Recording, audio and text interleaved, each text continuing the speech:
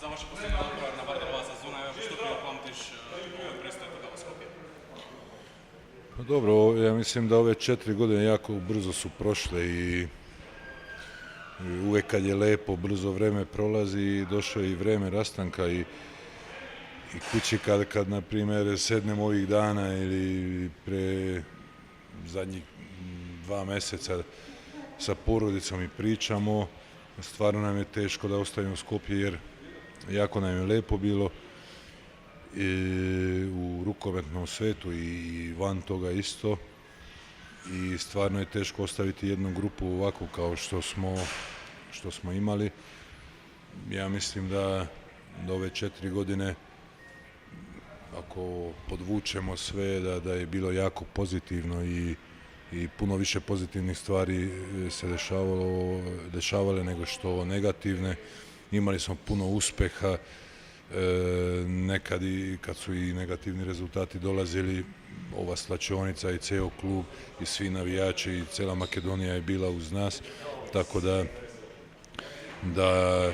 meni je stvarno jako teško da idem iz Skopja i ja mislim, ovaj mi je prvi ugovor što sam odradio do kraja, do sada uvek sam imao pa sam išao pre zbog neke stvari, a sad već kad je došlo vreme da treba spakujem torbe, stvarno je jedna neprijatna situacija. Tako da ja bi se zahvalio svima u klubu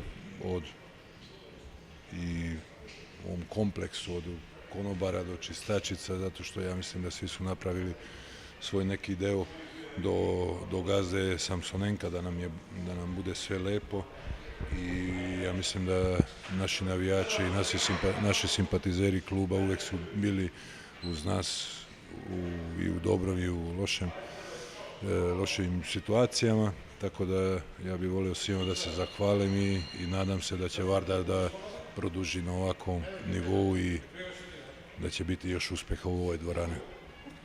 Правят доста анализи после надпреварите, кој е надпревар што ви остави најголем белег и кој е надпреварот каде што ви променило нешто? Nema tu, za mene svaki nadprevar svaka utakmica je bila važna, jer ti da ne pobeđuješ neke utakmice u grupi, u Ligi šampiona ne možeš da budeš prvak Evrope ili da budeš na Final Four, a u Ligi ili u Seha Ligi isto tako. Za mene svaka utakmica je bila dobra i trudio sam se da dam maksimum. Sad, taj dan nekad je 15 odbrana bio maksimum, a nekad je 5-6, tako da ja mislim da smo se svi borili do kraja i to tako i treba. Следна е Веспрем. Може би повторно ќе се враќаат во Сиха Лига и повторно ќе се сретнат со Вардар. Што очекуваме од Веспрем? Ništa, vidjet ćemo.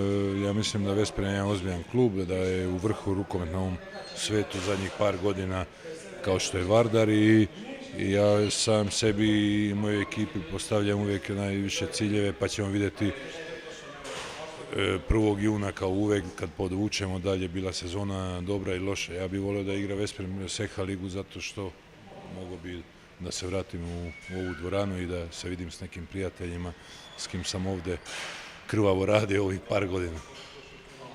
Hvala vam.